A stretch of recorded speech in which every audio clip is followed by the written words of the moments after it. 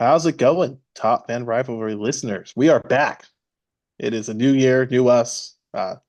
This is post Fan Fest. If you were there, I hope you had fun. If you were not there, hope to see you there in the future. I was not there this year, unfortunately, but we are back with the weekly review, which is kind of like a several week summary at this point. But I'm here with Bill as always. I'm Jackson, by the way, for those of you who are listening for the first time. So here with my good friend Bill, we're going to talk some baseball today. Let's talk it. Jackson, let's talk it, man. FanFest is over. It's in the books 2025. I'm excited. Let's go. What do you got for number one? Number one, I'm going to go with one of the more recent signings that happened and one that intrigues me a lot. Jeff Hoffman to the Toronto Blue Jays in a 3-year, $33 million contract. Hoffman was, over the last two seasons, an excellent reliever for the Philadelphia Phillies. You know, his ERA was around 2.5. What's more interesting is both the Baltimore Orioles and the Atlanta Braves backed off of deals with him, which were both reportedly around 3 years, 40 something $1 million. So I think both teams were kind of viewing him as a starter, which is what he kind of wanted to be. I think he's just getting elite reliever money at this point. He's going to be a big help to the back end of Toronto's bullpen. And Toronto's bullpen was atrocious last year. Um, they really need an arm like Hoffman to kind of close out ball games for them. Uh, Toronto finally got a guy. I'll add that into all the people they've been rumored in on. Yeah. But this signing intrigues me because to have two different teams, two different organizations that both need pitching, especially in the bullpen, to back off of a deal and get gun shy is it's really interesting to me that Toronto would move forward with the deal. Especially this is a lot of money for a reliever, 11 million a year. Yeah, but Toronto needs to do something, right? They do. They've got a fan base up there that's itching for them to win, and they're not winning right now. I know, but what worries me is 11 million a year, and then if the guy gets hurt, relievers are really volatile too. Mhm. So there's not many long, expensive reliever contracts. I mean, as a Braves fan, I'll tell you, Raisel Iglesias uh, has a huge contract. It's like 14 million a year, but it luckily has worked out pretty well for Atlanta. But whenever you start to see double digits in the millions for relievers, it starts to get a little scary. It is a specialized position.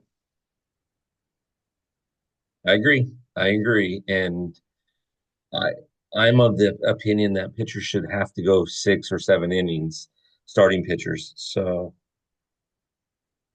yeah, But yeah, overall, it intrigues me and it worries me a little bit for Toronto just because had the injury bug. But I think Hoffman's going to be really good if he's healthy. Because I mean, let me tell you, as a fan of the NL East, I saw a lot of him last year. I wish I hadn't. yeah, yeah. Agreed. Agreed. Okay, numero uno for me. I feel like it's back and forth, back and forth, back and forth. And here's the back and forth. Pete Alonso, yes, he's going to sign with the Mets. No, he's not going to sign with the Mets. Yes, he's going to sign with the Mets. As recently as yesterday, as recently as Thursday, there was an article on MLB.com that said that the Mets are expecting Pete Alonso to sign elsewhere as early as the 16th of the month. And honestly, I don't know where the Mets are with this. I don't know if it's a negotiation thing. I don't know if they paid Juan Soto too much money. I don't know if he offended somebody. I don't know what it is. But for some reason, Pete Alonso has not signed a deal yet with the Mets. We're less than a month away from full squads reporting, and he ain't got a place to play. So, Jackson, what do you think about them apples? I think Pete Alonso has suffered for mistakes made by past organizations, giving out long contracts to third base or first basemen in their 30s. They don't generally work out, especially when you have a profile like Pete Alonso. Pete Alonso hits lots of home runs. He swings and misses a whole lot too. So as soon as that bat speed starts to go, he really kind of loses his one tool. He's not a particularly good fielder. He's not fast. Doesn't have an arm. He's a one tool player, and that's they hit home runs. He's really good at doing that. And I don't blame the Mets for being gun shy, especially when you have a guy like Mark Vientos, who you probably rather have playing first base rather than third base, to kind of slide over. And you have a wealth of infield prospects you could probably slot at third. I know they want to get Luis Angel Acuna more in the lineup, so you can play him at second base and shift some guys around. So, I mean, from I understand it from a baseball perspective, but from a business perspective, trying to keep that homegrown guy as a part of your core, guys really like Pete Alonso and his intensity on the Mets. So it'll be interesting to see if he goes, if that affects, the leadership dynamic in that locker room at all. Yeah, again, I'm a big fan. I'm a big proponent of anybody. Players need to sign by X time. If they don't sign by Y time, then they can't negotiate again until Z time, right? And I don't know what that is. I don't know if you say players have till January 15th to sign. If they don't sign, then they can't sign again until February 15th after all the full squads report. And you can't report with the squad until after you actually sign.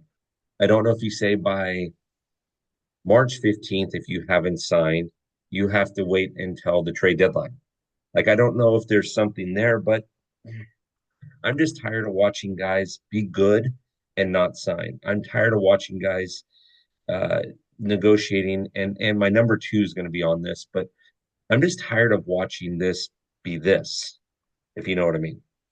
I understand you're frustrated, especially since a lot of these guys that sign late come out of the gate flat. Yeah, You start your season late, you're not sharp, you play bad, it affects your mental state. It kind of snowballs for a bit until you can kind of get in that good groove. And then, some guys recover like Blake Snell did in the second half last year, but his first half was atrocious, and as an employee, they're employees at the end of the day. You can't afford to have a bad half of the year. It affects your paycheck. Um, but yeah, I would definitely want to sign sooner rather than later. And I am surprised there are teams not in on Pete Alonso, such as the Washington Nationals, who need, a power hitting first base. I'm surprised they went with Josh Bell, is what I'm saying. I know how about the Price might Chicago be White Sox? Chicago White Sox, I you know, mean, Chicago Cubs. I mean, there's a series of teams heck, that could. a team like the A's could use a guy like Pete Alonso, a veteran guy that has a lot of Colorado. pop. Colorado. Yeah. So it to me, it kind of seems like a money thing. He's probably asking for way too much money. There was a report that came out and then was quickly extinguished that he was looking for Prince Fielder type money. Uh, yeah, I don't know about that one. Yeah, I don't either. I don't either. All right, what you got for number two? We covered, we Uh, we annihilated number one. We talked about Pete Alonso. We talked about Jeff Hoffman. What do you got for number two? Number two, I'm going to talk about those A's. They've made a couple of moves that I really like. Okay. Not a big fan of their owner, but I am a big fan of their front office and what they could do with the little resources they have. They signed Brett Rooker to an extension and 5 years, $60 million, team friendly contract. If you get to Vegas and you're the Athletics, you know you can dump him if he's still good. Even then, you average what? It's 10. It could go up to 6 years, 90 million. Yeah. So you're not really, breaking the bank. But Brent Rooker's an excellent power hitter. He's been really good the last 2 years, over a 900 OPS. And then they went out an international signing yesterday. I don't know if anyone saw this, but they signed a two-way player out of Japan, 18 years old, this kid. 18 years old, yeah, to a record $1.5 million signing bonus out of high school. Um, I hear he throws 95 and he can hit. So I really like that move from a player development standpoint. The A's are an excellent organization for developing talent. That's never been a problem of theirs. Yep. And I think they're trending the right direction. It saddens me that they decided to do that after they left us. But Yep. baseball is good when the A's are good. Their jerseys are iconic. They're an old franchise. And they have a good young team. I think they're going to be pretty good next year and the next couple of years with the moves they've made. I think they've really kind of solidified themselves as not a bottom dweller, more of just kind of a middle of the pack team looking to improve. Yep. Yeah, no, that's a good call. I actually liked that. I um the A's were so good in the 70s and so good in the 80s, and they were pretty decent in the early 90s, although that kind of shifted over to Toronto, right? In the early 90s. And then in the early 2000s with Moneyball, they were really good, but they have been lackluster the last half a Heck, they dozen, they maybe were good. even a decade. they were good for a good part of the 2010s too. They had Yeah, some really good teams, yeah, and this is an organization that can do a lot with nothing. yeah, And I really want to see them kind of expand that because if you can do a lot with nothing, imagine what you you do with, just a league average payroll. yeah. So my number two might shock you a little bit. Okay. So we were doing the can of corn episode that we do with Dave every other week. And of course, Dave's an Astro fan. I'm, Dodger fan. And I'm sorry, I'm a fan of the 2022 or 2024, 2025, 2026, and 2027 world champion Los Angeles Dodgers. Just calling it right now, put it into the universe. Anyways, I was talking with Dave and he was mentioning Bregman. I think Alex Bregman made a huge mistake not going after that contract that the Astros offered him. Now, I went in and I looked at his stats, and his stats for an 80s player, they're really good, right?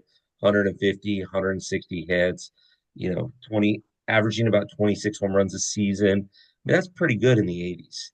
But in today's ball game, where that's basically average, this guy was looking for a 7 year, $200 million contract, and he's brings veteran presence. He brings the presence of a couple of World Series championships. He brings 7 appearances to the ALCS along with him, so he can train a lot of young guys. But he hasn't signed yet, and I think he's overcooking his grits a bit for a person that is pretty average. Tell me I'm wrong. You're not wrong. I agree with that assessment, and uh, I'm going to give probably a really unpopular opinion in some circles. I think Alex Bregman is probably one of the most overrated players in the MLB. He had Hmm. he had a really good season in 2019 when the baseball was juiced, and everybody had a good season when he hit over 40 home runs. He hasn't come close to that kind of production. He's an above league average bat, but he plays in Houston and he's a pull hitter. So do with that information what you will. He's a solid defender. He's not going to wow you. His arm's a little weak. He's not particularly fast. And you're right. He's out of his mind if he thinks he can get anywhere near $200 million. Any team that pays him that is going to regret that very quickly. And it, I even saw, how MLB did their yearly preseason ranking for third basemen to put him as the fourth best third baseman in the MLB. Not a chance. Yeah. No, Like you said, he's a really nice, slightly above average bat, a slightly no, above average defender. He's probably right in the middle of the pack. He's probably at like 11 or 12, 10 maybe. Now, I had a conversation with somebody a little higher up in one of the minor league organizations that feeds into the Astros this week, and we were talking about Cam Smith and how Cam Smith probably won't start in AAA, but by the end of the season, he will be in AAA. I honestly think the Astros are just going to try to tread water this season at third base because they know they've got Cam coming up, in that trade that they made. And I think that's a phenomenal trade. I think that's such a great talent right there. Though Kyle Tucker was tough for them to lose, it was a great Jackson. I mean, you've got a young guy and you've got a future ahead of you, right? So Yeah. I mean, Houston's priority is keeping that pitching core together and paying Yordan Alvarez, which I don't blame him. Yordan Alvarez will probably be a Hall of Famer. So you just back the truck up. I mean, used to be a Dodger. That's why you got that look for me. What you talking? mm, The old '80s yeah, look. What you talking about, Willis? yeah, but he only played like 100 games last year, but he still put up full season number. I don't know how he does it. Yeah. Okay, what you got for number three? You gave me Jeff Hoffman. You gave me Brett Rooker slash the Oakland slash Sacramento slash Las Vegas slash Galactic A's. What you got next? I want to talk about this offseason's pitching market and how we can break down. I'll talk about two deals here. And we can break them down and kind of separate them into what it's devolved into. The Diamondbacks went out and spent big money on Corbin Burns, 6 years, $210 million. Uh, that's a really great deal. Corbin Burns has been very healthy in his career. He depends mostly on his cutter and a slider combo. I think this is a really good move for Arizona. especially trying to compete in that NL West. I think they are the second best team in the NL West on paper right now. And you, I'm sorry, Padres fans, you can argue with me. I think Arizona has a better team on paper than the San Diego Padres. Um, and then you compare that to, Burns' value is right about where you think it is. It's like $35 million a year, Yep. and then guys like Justin Verlander going out there getting 15 million, Charlie Morton, 15 million for these veteran arms at the back end of the rotation. This pitching market is gotten out of control. Tommy John is wreaking havoc in the MLB. And I think this offseason is really highlighting, what teams put a premium on, which is getting outs. Yeah. You talked about earlier, the 6, 7 innings starting pitcher is what you want back. I don't think we're going to get that very often anytime soon. We've kind of evolved into, empty the bullpen to win every game sort of thing. Teams play strategically to get outs. I'm a big fan of guys who go out there every fifth day and, you know, 6 innings. Who cares if he gives up 4 or 5 runs? He ate up 6 innings, man. Yeah. He's your five. He's your 5 starter. I really like that Charlie Morton to the Baltimore Orioles signing because of that. You need a guy at the back end of the rotation that can give you 160, 170 innings in today's baseball and save your bullpen because you can't go out. Your bullpen can't throw 4 or 5 innings every game. Yeah. It's not. You're going to run out of arms. The way these guys blow their arms out, blow their shoulders out, you're going to run out of arms by August, and then we've seen it before. Teams collapse. That's what happened to Seattle last year. It kind of felt like a bunch of guys got hurt, and they couldn't hit, they couldn't pitch, they just ran out of gas. 2000%. Ran out of gas. 2000%. 2000%. I completely and totally agree with you on that. I mean, we can have this, and you and I have had this conversation offline before about Tommy John and things like that. That's why I like the Walker Buehler 1 year over to Boston because it's almost a prove me contract, right? He knew he wasn't going to get what he needed out of LA, and it's kind of he's betting on himself. Now, if he can stay healthy and he can get 14 to 16 wins, guess what? He's going to get paid. But if he doesn't, he ain't getting paid. So, No, and that's the risk. You're throwing 20 million out. Walker Bueller just came off his second Tommy John surgery, which historically is the pitcher killer. Um, mhm. like truth, everyone listening, look it up. You have your second Tommy John. It kills pitchers. The amount of pitchers that have second Tommy John are just never the same. So this pitching market's really volatile, and we've seen teams, they're really pushing for those guys and hoping they can, be those 160, 170 inning type of guys. Yep. I just don't see it, and I think, you know, Yep. I don't like it, but the Dodgers have this philosophy where they don't care how much money they spend, so they just go out and get like 8 of those guys. Well, And wait a second. I spoke to the director, the secretary of the U.S. Treasury yesterday on the phone, and he told me the Dodgers are just printing money and that both President Trump and President-elect Trump and President Biden have approved this printing of this money. So it doesn't matter at this point. The Dodgers have cut a deal with the Secretary of Treasury. I'm just kidding. Everybody don't at me. That was a joke. Okay. It's a Friday yeah, morning joke. Leave me alone. Yeah. Or as they would but, say in New York, forget about it. yeah, but to your point, it feels like they're printing money, but the philosophy is you go out and get 8 of these guys, and hopefully 4 of them stay healthy, and then you only really have to fill one spot in the rotation. It's an interesting take on it. Mhm. Um, Different teams approach things different ways. The Dodgers look for upside. Other teams look for guys that can stay healthy. They look for the Charlie Mortons, the Corbin Burnses of the world. Correct. And I just think baseball's really shifting in a direction where it doesn't feel like a different game, but it plays like a different game. Yes, 100%. So you just led me into my point number three. Do you mind if I jump into my point number three, Jackson? Fire away. I was setting you up. Okay, so you set me up perfectly. My number three is fact or fiction, the Yankees.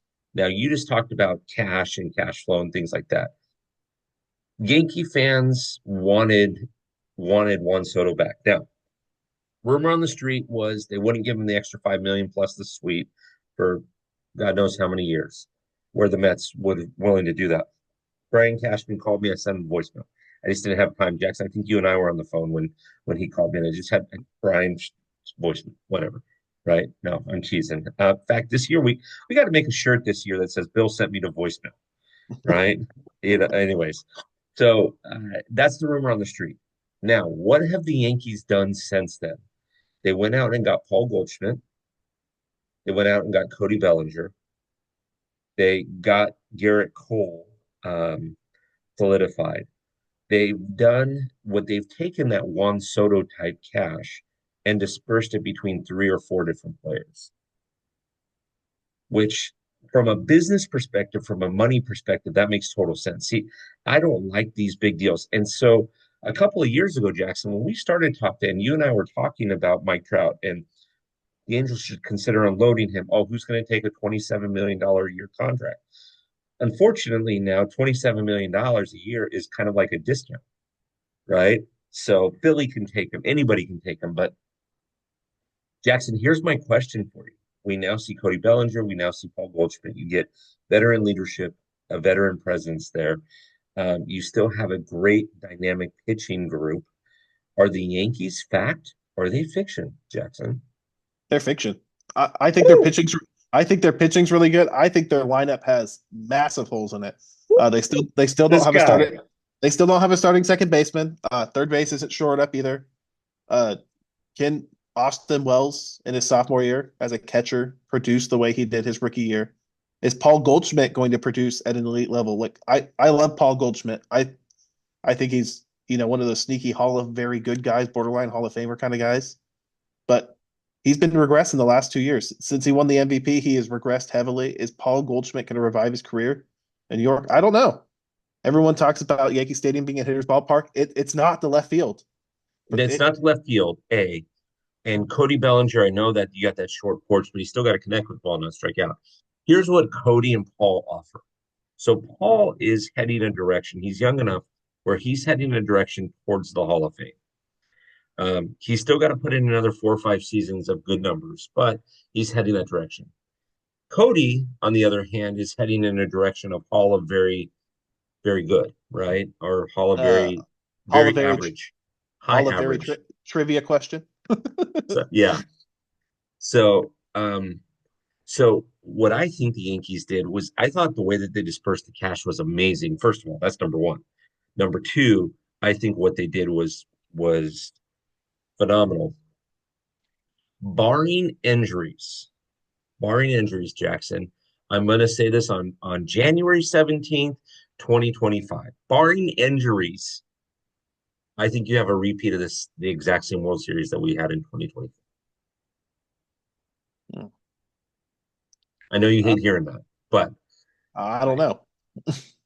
Hey, it, if we're barring all injuries, that NL is going to be a bloodbath, Bill. You know it. it could be. But tell me who's going to outdo the Dodgers in the West?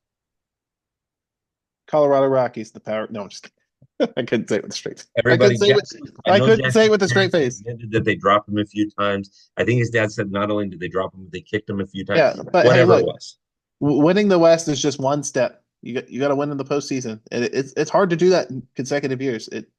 I know the Astros made it look easy for a decade, but So did the Yankees in the 70s. So did the A's in the 70s. So did the Yankees in the 90s and 2000s. It can be uh, done. yeah, It's hey, just and how you line certain things up, right? yes, but now with an expanded playoff format, now you basically have to guarantee yourself the first seed to Mhm. avoid playing the trap round. And I think the Dodgers are going to be good again. Uh, I am really worried about the durability of their starting pitching Mhm. and the fact that Me too. Shohei isn't and the fact that Shohei isn't going to be 50-50. That might be the difference between them being the first seed and the second seed. If Shohei's pitching, he's not going to hit 50 home runs. So I'm gonna say it right now. He's so you probably only going have to hit like 40 something, which is you it's a big deal. you have a lot of people, Jackson, that are going to be IL prone. I get it, but you have Shohei, you have Yamamoto, you have Blake Snell, you have Tyler Glass now. Those are your four. Not I to say Bobby Miller, not to say Tony Gonsolin, not to say Dustin May, uh, not to say I know, Landon but Knack. You got to give Landon Knack a chance. I know. I'm just saying it opens up. The Braves are going to be getting Strider back. They're going to have a healthy lineup. They didn't have a healthy lineup all last year.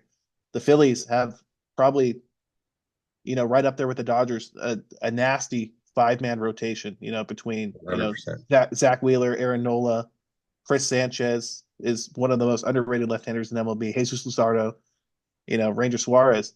The Phillies are going to be really good. The Mets, I'm not too sold on the Mets pitching, but their lineup's going to be very good. I That's think, been very good. the Padres could be very good. I think the Diamondbacks are going to be very good. They're going to be on a mission after missing the playoffs last year. I just think the NL is going to be tough. It's going to be really hard. I cannot say with certainty that it will be a World Series rematch because the playoffs are just that. They're playoffs, man. Mhm. It's going to be a battle, and so I'm just going to refute that fact. I don't think it's going to be a repeat World Series. We haven't had one in a long time, Oh, back to this year. back. All right, so let's recap. Jackson goes down with Trevor, or I'm sorry, Trevor, wrong. Jeff Hoffman over in Toronto. He talks about the A's and Brett Rooker, and he talks about the pitching market. I go with the Mets, Pete Alonso, Alex Bregman maybe being a little too expensive, and the Yankees factor fiction. We have to say what we have a huge announcement, but before we can make that huge announcement, typically we would do an honorable mention here, but we're going to forego honorable mentions today for one announcement. It was announced yesterday on the 16th that Mr. Bob Uecker, Harry Doyle passed away. So in lieu of doing other honorable mentions, Jackson and I are going to forego that. We're going to give the love and respect that Bob Uecker deserves. He had a phenomenal baseball career, phenomenal announcer, phenomenal movie/TV career, Mr. Belvedere. So, Jackson, if you're okay with it, I think we're going to forego honorable Yeah, mentions today in lieu of Mr. Bob Uecker. I think that is the most honorable of all mentions. It's a huge hole in the organization of the Milwaukee Brewers. I Yes. mean, he Yes. he was, he's probably their franchise icon. As weird as that sounds, it's not any player, it's not any, it's him. Bob Uecker was the voice of the Brewers since 1972. For 72. those of you younger than I'm in my late 20s. That was a while ago. It was a long time ago. So, Yeah. So all right. So, Jackson and I have a huge announcement. Now, you guys are hearing this on RSS feed. You're hearing it on Spotify. You're hearing it wherever you listen to your podcast. Okay. You've got it on YouTube. You've got it in our locker room. Jackson and I have a huge announcement to make. This is the last time this baseball season that you will hear this on RSS feed and or Spotify. The weekly review will no longer be in those locations. It will exclusively be on YouTube, exclusively be in the locker room, and exclusively on the Bleacher Brothers Sports Radio Network. This show will go from a half hour to an hour. Jackson and I will be broadcasting on the Bleacher Brothers Radio Network on Fridays. This is an absolutely phenomenal thing. AJ over at Bleacher Brothers has done some absolutely phenomenal things. I cannot brag about this guy enough. This guy has done some things, Jackson, that and what he's got planned is nothing short of amazing and spectacular. So Jackson and I will no longer be on Spotify together until the end of the season. This will be going on the Bleacher Brothers Radio Network. If you don't have locker room access, get your locker room access. We have community events every month, and they are some of them are going to be locker room only events. And we've got some phenomenal guests coming up this year in those locker room only events. So make sure you get your locker room. Jackson, tell them what code they need to use if they're going to uh, get locker room. use code Jackson, get 10% off your locker room, membership, and 10% off anything at the team store. Pick up Anything some at the top, team store. pick up some top fan stuff before pitchers and catchers report. Just be ready for baseball season.